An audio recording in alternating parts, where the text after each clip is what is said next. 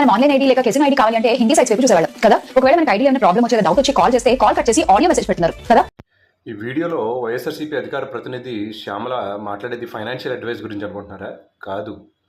మీరు బెట్టింగ్లు ఆడండి. ఈ యాప్ ద్వారా బెట్టింగ్ ఆడితే మీకు చాలా డబ్బులు వస్తాయి, తద్వారా మీ అవసరాలు తీరుతాయి, మీరు ఎప్పుడు కావాలంటే అప్పుడు డబ్బులు విత్డ్రా చేసుకోవచ్చు అని చెప్పేసి బెట్టింగ్ యాప్స్ని ప్రమోట్ చేస్తుంది ఈ వైఎస్ఆర్సీపీ అధికార ప్రతినిధి.